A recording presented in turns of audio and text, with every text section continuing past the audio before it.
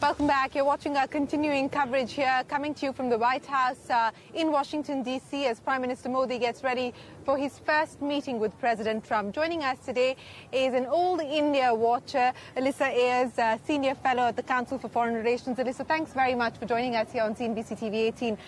Prime Minister Modi has put out a statement, or at least a tweet, saying our conversations in the past have touched upon common intent to take forward our productive all-round engagement. India's partnership with the U.S. is multi-layered and diverse. So do you believe that it's going to be a continuation of the past and much more of an exploratory visit? I hope so. I mean, what we've seen over the course of the last 20 years is a bipartisan commitment in both countries to broadening and deepening U.S.-India ties. You saw with President Clinton that kind of opening that bridged the divides of the past. President George W. Bush really took over and expanded the U.S.-India relationship, particularly with the nuclear deal. He began that with Manmohan Singh, the Congress-led UPA government. Then you had a switch with the Indian government to the Modi government. President Obama on this side also carried forward the relationship. So you've seen on both sides changes in government, and the U.S.-India relationship has continued to move ahead, incrementally in many cases, but it has continued to expand. So I would expect to see that process continue.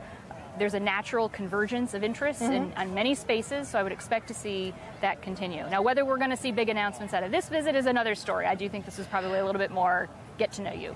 More get to know you visit. But, Alyssa, you specifically said on the issue of dealing with Pakistan that erroneous policies of some time back that sought to balance every action with India with one equal in some way with Pakistan, those days are over. So is this going to be something that you see a much more hard line from the U.S. when it comes to Pakistan? Because the expectation is that Pakistan and terror is going to be something that both sides will take up this time around. I'm sure that will be discussed. I would imagine, particularly given what's happened over the course of the last year or so.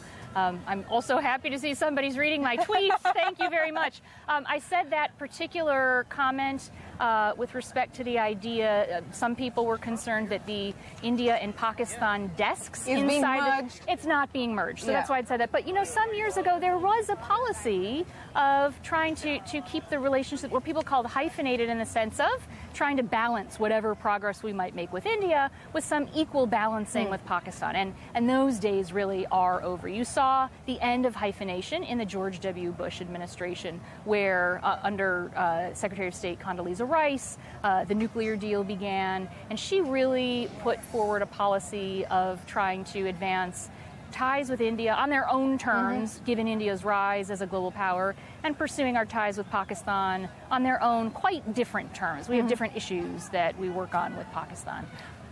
But in terms of expectations, do you believe that terrorism or dealing with terrorism is going to be something that we should expect some sort of a headline from this visit?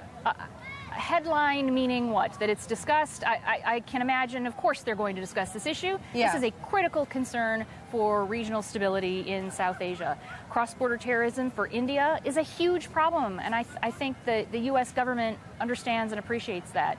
For the United States, we have troops in Afghanistan. This is now our longest war, and the war is not going well. Big part of the problem there is that there are terrorists who have sanctuary in Pakistan. So that's a real shared interest between both Washington and New Delhi, and I have no doubt that this will be something that people discuss.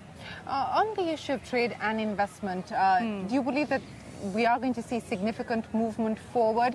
For instance, there have been issues related to market access, while on the FDI front, India has liberalized quite significantly. The U.S. still believes that on market access and specifically on duties, for instance, India continues to be restrictive. Do you believe that this is going to be an issue that the Trump administration will take up in a meaningful way? No doubt. Market access is going to be important for any U.S. administration, and I think you see a pronounced focus on seeking that kind of access, particularly from President Trump and his administration. He has launched a review of all the countries with which the United States is running a trade deficit. And I'm not sure all of your viewers are aware of this, but India is on that list. It is. We run a $24 billion approximately trade deficit with India. It's not a lot. compared to what we run with China, which is more half $1 trillion, $500 billion. It's quite small compared to that, but it puts India something like number 12 on that list. Yeah. So India is on that list of countries with which our trade balance is being reviewed. Now, I don't know what's going to come of that review. Something. It's not going to be completed before Prime Minister Modi and President Trump meet, so we don't know what's going to happen. But I would certainly think that finding a way to ensure American companies face a level playing field trying to do business in India is going to come up, as it would with any American administration. What's the expectation of announcements, particularly to deal with defense? Because this is, again, an area where we do expect cooperation to continue, and perhaps something to be announced on this visit as well. Well, this has been a tremendous area of change. I mean, it wasn't that long ago that India's major defense was Russia. Partner and provider, right? Exactly, Russia. And still cumulatively, I believe that Russia still is the largest defense provider if you look cumulatively.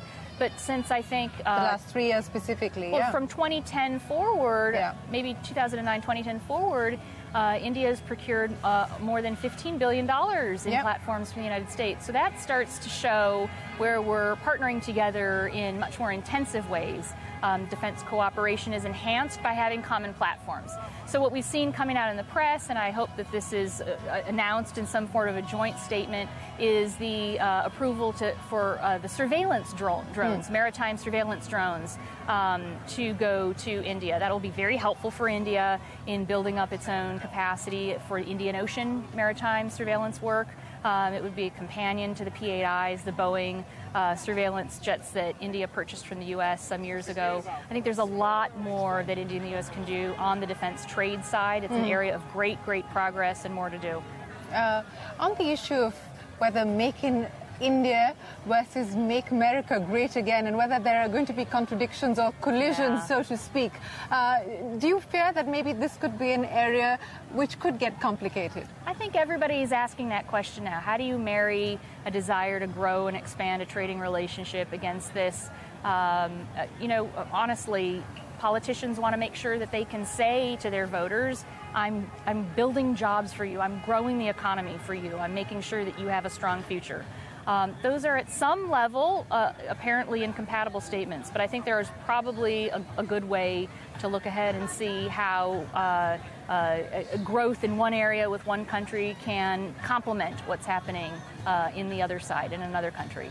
But how are people looking at the India story at this point? I know I've been following you on Twitter, and you did a poll on The Economist cover.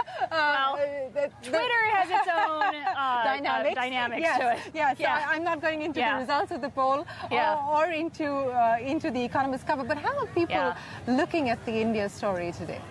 I do worry a little bit that certainly in the United States, India often falls between two stools.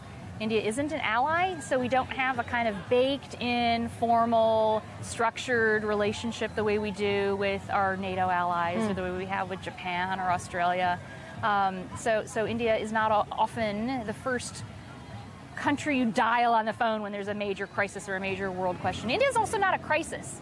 There isn't some big disaster happening in India that the world needs to try to fix or work on. India is not something like you see unfolding in the Middle East. India is not Syria.